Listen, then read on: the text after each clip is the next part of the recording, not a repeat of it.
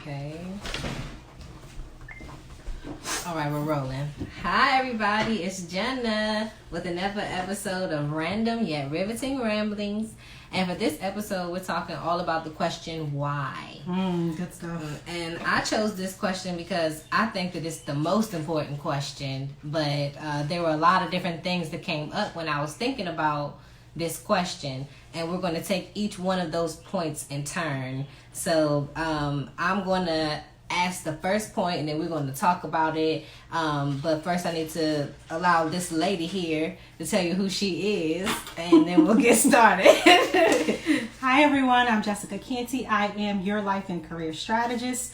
I have a passion for helping people go from unfulfilled jobs to their dream careers, and I love talking about how to present yourself professionally. So when this beautiful lady next to me said, let's talk about inappropriate questions and how to answer them, I was like, okay, let's do this, because it definitely affects your career trajectory, affects whether or not you're going to get promotion and raises. You can't just say whatever you want to say at work and think that that everything's going to be okay. There are some outcomes to it. So I can't wait to just have a random, what is it? Yeah, riveting. Riveting. It's going to be riveting. Yes. It's going to be riveting, darling. Okay, so usually I've been trying to keep the conversation, because I do ramble. I've been trying to keep it to about 25 minutes or so. So I'm going to try to keep to that. And I'm going to jump into, which one should we start? The when or when not to ask why? Mm-hmm. Okay. So let's get into the first thing that I thought about when wondering about the question why. And I said, when is it appropriate to ask why? And when is it not appropriate to ask why? For me, it's hard for me to discern. I think that it's always appropriate to know why, but then then there are instances when it's not appropriate to ask why. So did you have thoughts you want to jump in first on when is it appropriate to ask why or when it's not? One I wanted, the first time we had this conversation, she kind of gave a scenario, so I kind of wanted you to give that scenario so I can give you a little feedback on. Okay. So something like, so they understand what we mean by when it's appropriate to ask. Okay, why. so for me, all right. So I think that why is the most important question, because whenever somebody is asking me questions, if they're inquiring about me or if they want some information from me, I have to assess why they're asking in order for me to give that information. Mm-hmm. Because information to me is really sacred. I am private. So whenever I'm asking why, I think that it's important because I want to know what's your reason for asking, what's your reason for acting this way, or what made you do this sometimes. Or so I think that it's something that I often want to know, but people respond to me differently based on like me asking them why. Like some people take offense to being asked why depending on the situation. I've had someone stop talking to me because I asked why. And I think that it's necessary to assess why, but especially before you about to walk into certain situations. Like if somebody want to have, like, what really made me think was someone wants to have a conversation with you, and they say, well, let's talk. Can I talk to you about something, or can I talk to you? And I'm thinking, well, why? What about? What you want to talk to me about? And it's not like I feel like I had the right to ask that without someone getting offended. Like, why are you upset? That I want to know why, and that's what sparked it. And that's when I know that it has to be times when it's appropriate to ask why, and it has to be times when it's not appropriate to ask why. But I don't always know when it's socially appropriate. That's why I wanted to lean on Jessica, because I don't know. I can't always tell, and it'll come out wrong. But you were saying that there are definitely times when no, you should not be asking somebody why are you doing this? What made you do that? Yeah, we kind of talked about this, and I think it's because why is very confronting. And it really stops people. Why is confronting, and then it brings something about, it brings a pause. You know, it's asking like, what is the motivation? What is the purpose behind something? And not everybody's prepared to answer that question, or people have manipulative reasons why they're asking you. Like that question, like I've walked into conversations before and it's like, I should have asked, why did you want to talk to me? Or what was the purpose of us meeting? And it just was really, it was a disastrous for me. But I think the more important question is to try to find the purpose behind it, or what's the ultimate goal. So let's just say if it's a friend and they say, hey, we need to talk. I'm like, oh, okay. okay, yeah, sure. Well, when do you want to chat? And like, how much time should I dedicate? And what do you want me to think about before we go into this conversation? I'm really asking you why. Because, you know, like, because how much time you want to talk about it lets me know, okay, no, girl, I want to see your opinion on a pair of shoes. That's, you know, that's what you, as opposed to saying why, because it can be very confronting. And I even share this further. When I train social workers, I always say that the better question is what. Like, what leads you to ask this question, or what's the ultimate goal of us conversing about this, or what do you want me to think about before we talk? That's really helpful when you're on a job. But even if it's, you know, siblings or colleagues, and they say, would you mind giving me some time to chat? Always put some space in between it, though. I would too, you know, because I mean, people have to respect your boundaries. That's another way of saying you will tell me why as well. Yeah. So somebody says, you know, I need to chat with you. Sure. I've got a few things on my schedule. Well, if you let me know what you want to talk about, I can make sure I put aside the time to dedicate that. I want to give you my full energy. So what are some things you want me to consider before we go into this conversation? And so, because some whys, again, I think people think it's it's checking them, or it's why you want to know? Like, right? Because I mean, you asked me a valid question. You know, like it's very like I said, it's a valid question to ask why.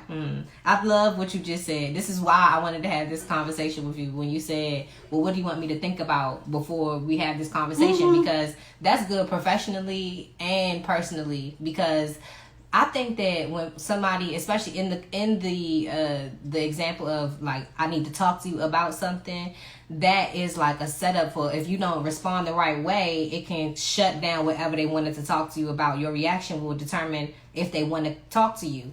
But I think that asking them, I think that when they ask in that situation and they don't tell you, why would you want me to be blindsided? I don't want to not know what I'm walking into. Why can't I know the topic? Because I should have the right to choose whether or not I want to engage in this conversation, especially if it's a sensitive topic, or maybe I don't have enough time to dedicate right then, or maybe I'm not in a place to have that conversation. But I won't know that until I assess why you want to talk to me. And I think that it's a matter of like maintaining some type of power too for me. Like, I want to know why, so I can choose, do I want to be a part of this conversation? But for professionally, I have had like someone who had a different position than me and asked me like for a meeting, they wanted to talk, and guessing about it is anxiety provoking. Like, who wants to wonder what are they? Am I in trouble? That's the first thing you think about. Oh man, what did I do wrong? So can you come in my office for a second? Or if they want to know, you asking why. Some people get insulted because they feel like knowing why is only for certain people up here. You don't need to know why because you're right here. That's why some people respond to kids the wrong way when they ask why, because they think you shouldn't be asking me why, or you don't need to know why. Just sit right here and let me do what I want to do. Let me say what I want to say. But you know, it's so interesting you said, like, you know, your response can dictate whether or not they want to converse with you about whatever it is they wanted to address with you. Really, that's not how do I say this in the best way? It's not my job to be concerned about your motivation or whether or not my reaction makes you want to talk to me about it. Right. Because if it's important, you should want to share with me. And a lot of times people build up an anxiety around sharing the subject with you. So when you say why, then it's like, it's sort of like, you know, passing the ball back. Well, why do you want to talk to me about it? And they can get anxiety. And they're already, especially if it's a confronting conversation, they're already on edge. And that's really not your responsibility. But what is your responsibility is to nurture the relationship in such a way that you're asking the question, okay, I'm curious about it.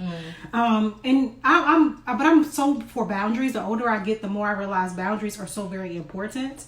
So if the person cannot share with you what it is you want to discuss, I would just politely say, you know, well, until we can kind of get on the same page as to what we're going to be discussing, let's go ahead and table that conversation, because I want to make sure that we both can bring something that's going to make sure we both walk away from that conversation better, enlightened, more whole, whatever the conversation may be, depending upon, unless it's your boss.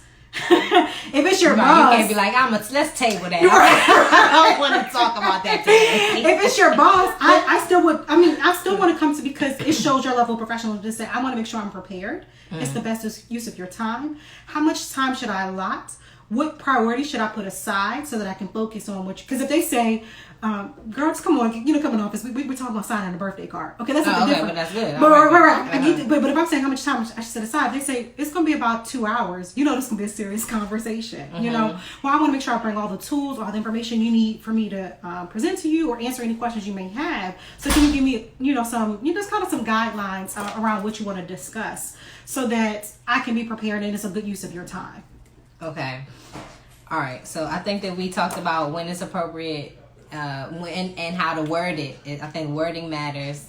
And okay, well, did you mention too, like, because you train clients and things, and my background is in counseling psychology. They do tell you to stay away from why, because people feel judged when you ask, and they oftentimes don't know why, and it's a big question. So if you're asking somebody, instead, like you said, say what, or what made you, or how, or just take why out. But in my personal life, I remember it was hard for me to understand why we could not ask a client why. That was like a difficult thing. But now I understand it, because I actually had a client think that I didn't like her because of the way that I asked her about her reasoning behind the things that she did. Wow. And so I know that it does make a difference how you word it. But okay, let's shift gears and talk about in situations when when you're ready to know why. Like you mentioned this, like when I said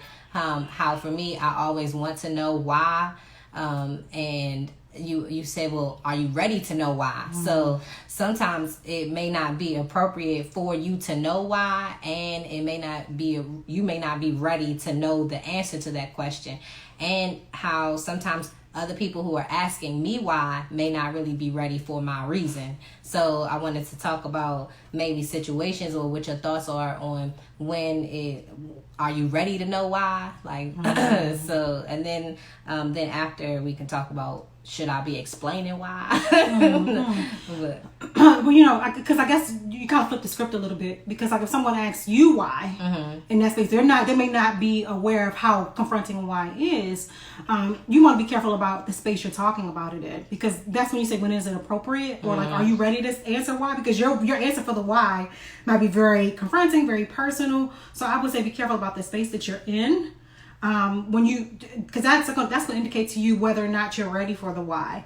So if you ask the why in front of people, that person is not, beholden to your values of being discreet, of, being professional, of being, just having truth intact.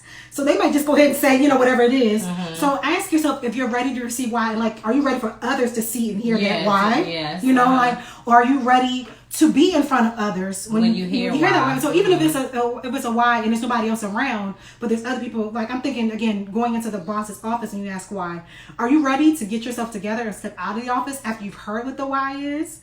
Because sometimes like I won't ask why, because I don't know if I want to hear the answer, because sometimes you could pick up on the answer to why by the way the person's behavior. So if they're kind of acting standoffish or just not wanting to chat with me, I'm like, you know what, maybe they're not in a space to talk to me. So if I ask why, I might find out they really don't like me, or I don't even know if it may not even be that extent. It might just be that they're having a bad day, and if I'm not ready to be there emotionally for them, again, so you just want to check yourself, like, are you ready for any possible outcome when you ask that why?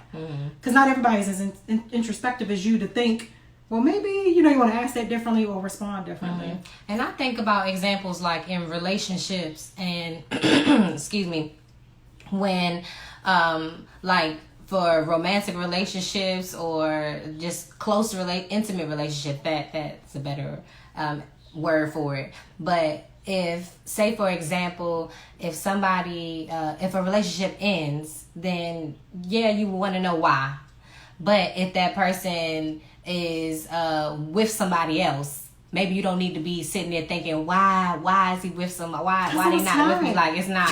That's something you don't need to know why, or why. Like this song that I heard, the Monica song. She was silly young me. Like she was wondering, her boyfriend was cheating on her, and she kept asking herself over again why. Like why was he doing this? So I think it's not good to know why somebody. It's not always necessary to know why somebody else is acting in the way that they act.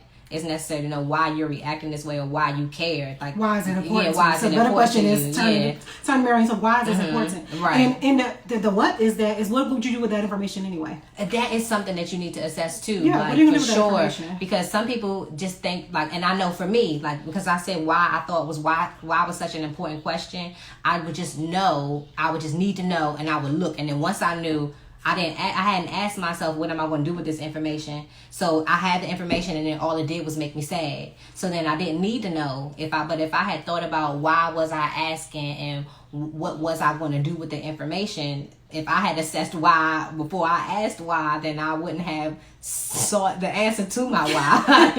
So I guess it's some credence to that statement of ignorance is bliss. Yeah, I mean, until I need to know, until I need to address it. Let me focus on something else, or focus on not ignorance, like just focus on what do I need, what new knowledge do I need other than that, because. Or what do I need to equip myself with before I get that information? Yeah. Like what is that I need to? What do I need to have in my mind? Mm-hmm. What do I need to have in my heart? What do I need to clear out of my mind and clear out of my heart in order to receive that information? Yeah. Because I'm telling you, so many times I've been in conversations where people already have this whole story built up about who I am, how I'm going to respond. The argument is already happening before I get there. Yeah. So it's important. They weren't able to clear out their mind and their heart to share with me their why. I have to be very careful not to take on all of that clutter that made the why come out the way it did. Mm-hmm. And I think that knowing the reason behind things, it can be a beautiful thing. Like, that's why I know, for me, I did that. I made sure that I had the tools that I needed to know the whys to the questions that I really wanted to know for my life. Like the big existential whys, or why I was created, or why I have this thought in my head, or why I feel drawn to this, or why these people are in my life.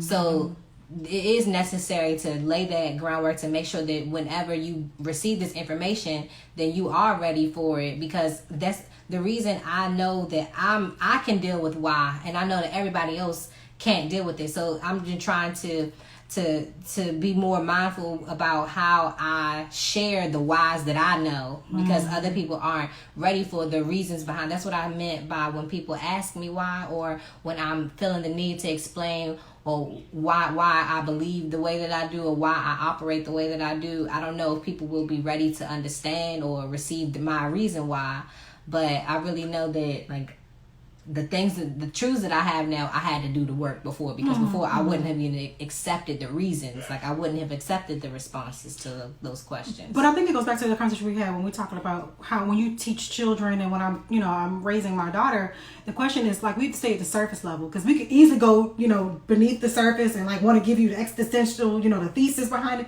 Just stay right with the question. Well, why do you believe that? It's an interesting question. Why do you ask that? And, what makes you interested about what I believe? Like, because just you can stay right there, because I can tell you. Start. Yeah, and it's like, well, just because I thought maybe you believe something different. Oh, okay, then I can stay right there and say, okay, no, this is what I believe, and then just keep it moving. Yeah. But if people didn't get offended, then you can easily have like I've had conversations when I have given my assumption for the reason behind, like, why someone is doing something. Like, what was I can't really, it's a private conversation, I can't say it now. But let's say, like, let's say person A, I'm talking to person A and person B, and then I ask what made you do this, and I, instead of asking why, because I know some people don't respond to the question well, I just said, well, was this the reason that you did it? Like, I gave my assumed reason just to confirm if that reason was right or not.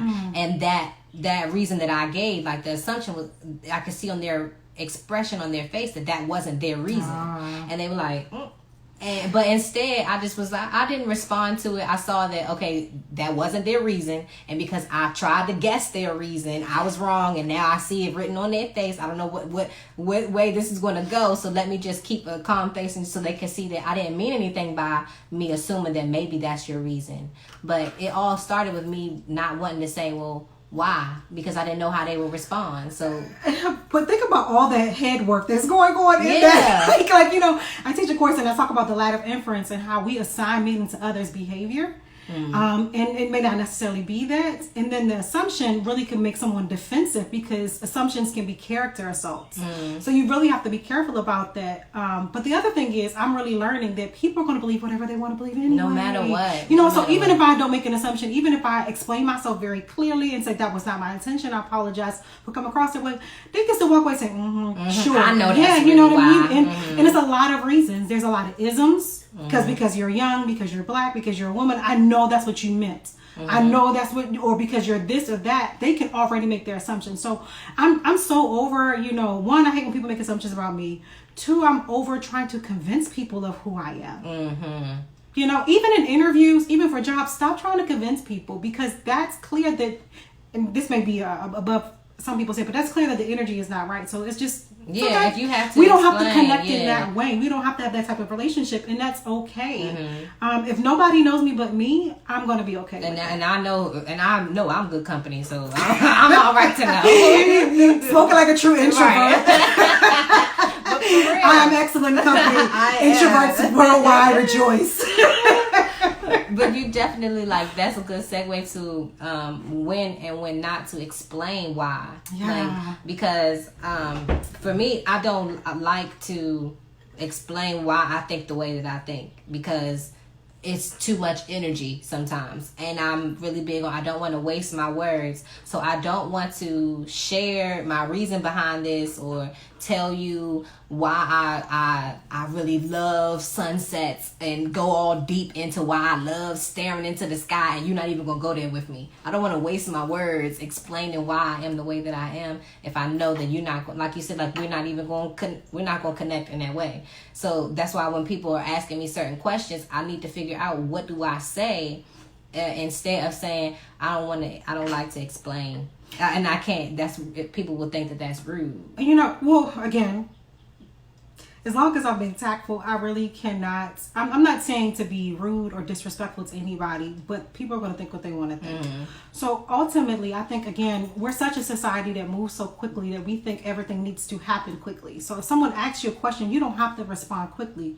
Give yourself enough time to let the thoughts form before you speak. And so I think we talked about an invitation, 2 different invitations. One, you personally had someone in your space invited you to a festivities. We both were invited to some festivities. And I think it was such a beautiful response that you had to say, I won't be attending, or I'm unavailable. Because I don't have to explain why I'm unavailable. I don't have to explain why I won't be attending, because discretion is key. And because relationships change, like let's just say in the workspace, if I have a supervisor that asks me, why do you need sick leave? First of all, that's an HR issue. I really don't have to explain to you why I need sick leave or why I need leave. You know, if I do it in such a way that I tell you enough time, I provide whatever coverage is needed, complete my assignments in such a way, I don't need to share that with you. But I always say when I coach pageant girls or young ladies who want to be in pageants, I always say, take a second. And I say, that's an interesting question. You know, thank you for that question. And then go into the answer, because that's giving me a couple of seconds to think. So if they say, hey, you want to go to lunch with us? And it's like, listen, I said it like Harley, but I'm a big introvert. I really like to spend time by myself. And so if someone says, hey, Jessica, you want to go to lunch with me? I start off with a compliment, because I'm a recovering people pleaser.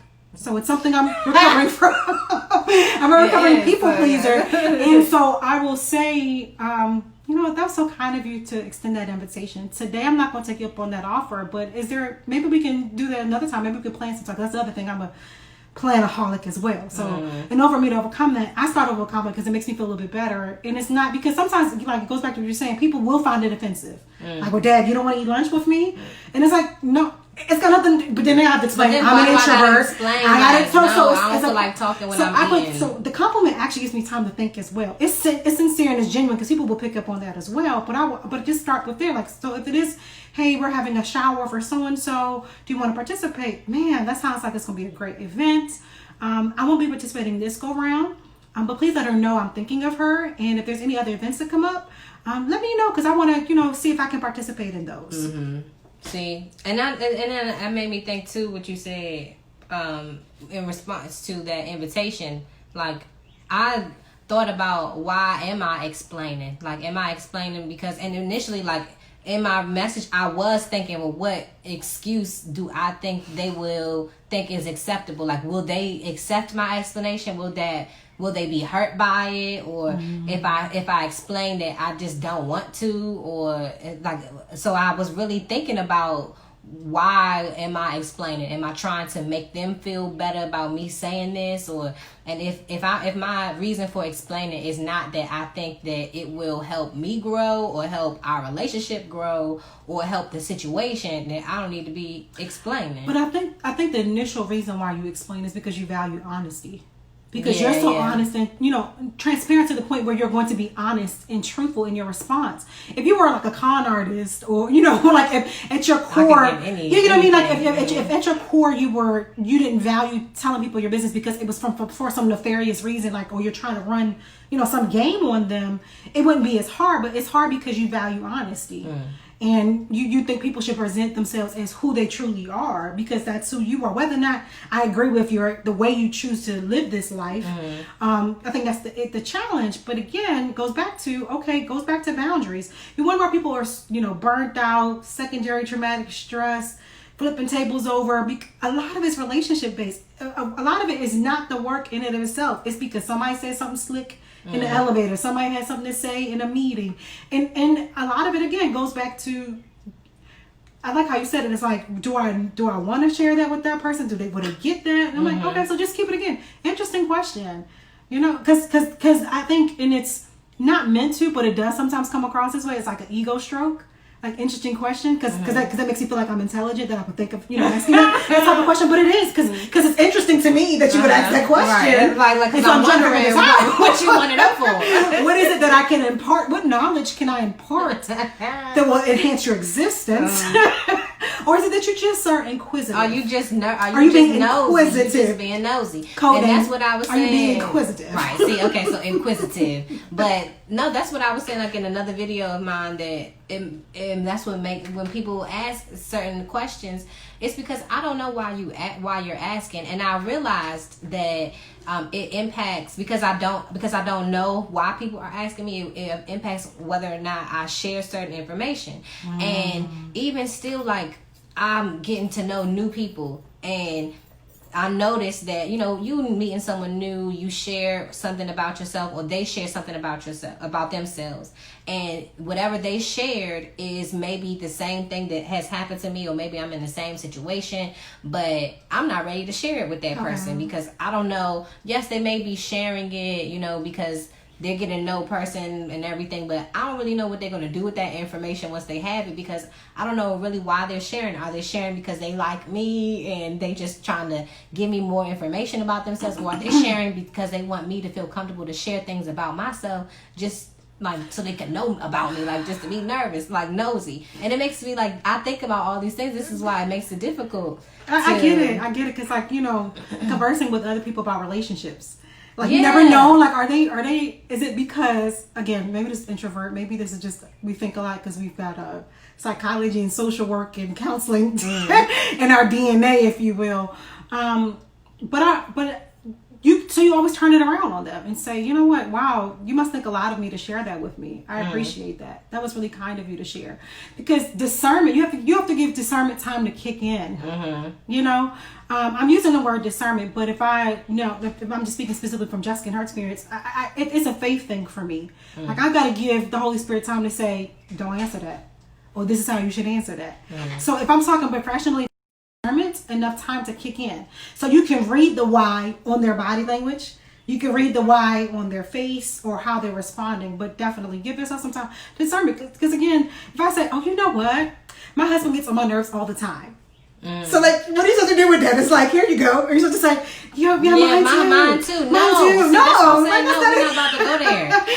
And I know that sometimes people share information so that we can go there. That sounds really uncomfortable. I'm so sorry to hear that. Yeah, I don't automatically throw myself into the mix. Like, I just say, let's just talk about that in general. Like where somebody's telling me about the type of relationship they have, and I'm like, oh, I have that similar type of relationship, but I don't know if we should be talking about that. So let's just talk about relationships in general. So instead of me putting myself in there, we'll just make it a general conversation. But I think that goes back to professional and personal though, because if you find yourself doing that a whole lot personally, that means that maybe that's not a relationship worth pursuing, friendship or not. Professionally, you consistently want to be discerning, because you never know. Like you can make friends in the workplace, but what happens when you get promoted and now you're their boss? Mm-hmm. You see, like it makes it that much more challenging.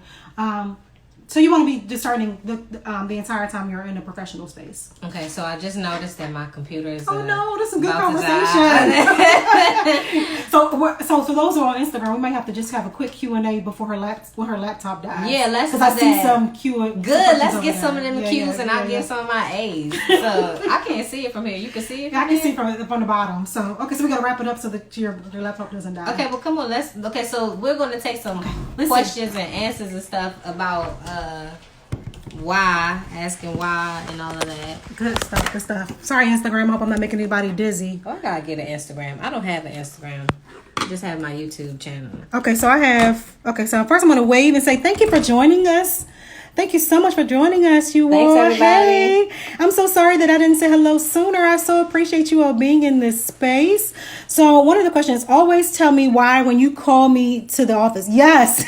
Yeah, you should. I mean, but you know what? On work connection. So if you're a manager and you're hearing this, I hope you hear this from the space of the staff and being a good manager. Give them a heads up because you don't want to waste your time either. Like before you call them, like I would send an email. It's 2020.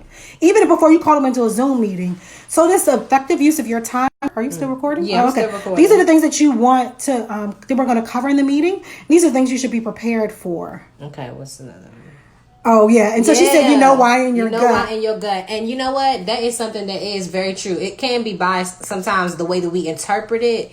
But your gut never lies to you. If you feel something in your gut, you know the reason is not like something is not right. But you do have to assess like, okay, am I misinterpreting my gut? But if your gut goes off, something is up, and you should know the reason why. Like even if it's nothing. It doesn't always have to be a dubious reason why, but your gut tells you about good and it tells you about bad. But you got to be careful. Again, your gut is what I think is the same word as I'm saying for discernment. But if you're a creative, if you're a writer, if you're an imaginative, be very careful with trusting your gut because we can make an A through Z before we even walk into a space. So I will say be careful about that because again, it can lead to misjudging people, and that goes back to what I was talking about. People will have this whole story in their mind. Mm-hmm. Hey, that's you. You created the whole story in your mind about what was taking place, and so you're already defensive. Mm-hmm. You're already on edge, and it was just like. And I just want to tell you, hey, I didn't want to embarrass you in front of everybody. You just did such a good job on such and such project, and you done got yourself all worked up for nothing. Mm-hmm. You know. Okay. Anything? Someone asks, "How are you doing?" Oh, we're doing well. If you guys like what you hear, please let us know because I really like this podcast. This lady right here has a podcast. Yes, it's random yet riveting. It comes back. Random yet riveting ramblings by Jenna B. Yeah, that's me. And you want to check out her YouTube channel as well, which is Jenna B, JANNAH, the letter B. That's my name, and you'll see all of these on a playlist of random yet riveting ramblings. And I also have another where I review books and things called "What Your Library Looking Like." Absolutely. So someone asks, "Are we siblings?" First, I want to answer that question to say we're both professional colleagues in that we both studied the same thing in school. We both love human behavior, and this is why I think we were able to have this conversation for more than 30 minutes. Yeah, to have a great conversation like that. The reason I wanted to have this meeting of the minds is because I love conversing with somebody that we can vibe and really they bring up how I thought of Jessica when having this conversation because we can really ramble on. And so I'm gonna answer that. So what about that intrigues you? Right. Our siblings? Don't answer that way. What about that will make you more connected to the conversation we're having today to know whether or not we're related? So let's see if we have any other questions. Okay. All right. Okay. All right, Instagram, we didn't forget about y'all. Thank you so much for putting some questions in that question Yes, box. I'm glad. It makes it because usually it's just me talking to the camera, so it's nice to hear. And the reason, like, I really journey to knowing more whys and the whys about why I react the way that I do in certain situations, or in what ways can I share my reasons for who I am, for the way that I think, for the way that I interact with people, because we all have things that we can share and teach one another. And I think that that's the reason that we're alive, is to share what we know. And but because it's difficult for me to actually verbalize, and all the time I don't want to explain why, I'm pushing myself to think about why I think the way that I do, why I am the way that I do. I write my beliefs down. I write things down that are important to me. And this is me charging myself with sharing it, because maybe someone else has the same whys, or maybe someone is wondering about the same whys. And I've got a lot of answers to what my whys by meditating and by reading and researching things that I was interested in, and things that my gut told me something's not right about this reason. Maybe I need to look more into this, or something in my gut told me that this does not gel well, or maybe I need to put myself out there in this way. So this is why I wanted to talk about why, because this question has led to so many changes in my life. So I'm glad that we could talk about it and give different perspectives, especially on how to ask why professionally, and when to know how to reword it. That's really the main reason why I've always run things by you, is because it does not come out the right way, and I will have the best intentions, but it is not received that way. And I'm trying to communicate better, and these conversations help. So I'm going to wrap this up now and say it's Jenna with another episode of Random Yet Riveting Ramblings, and I hope that you enjoyed it, and we'll do some lives eventually so that more people can get in on it. I'll have to get an Instagram, because this is like pretty cool. Yeah, that's all I got. Awesome. Thanks for joining us, Instagram fan. This won't be the last one. I thoroughly enjoyed this conversation. She'll hope you come back and have another random yet riveting rambling. Yes, rambling yet riveting. Yes, and it's got me tongue tied. You can tell she has a master's degree. So I hope you all join us soon. All right, bye.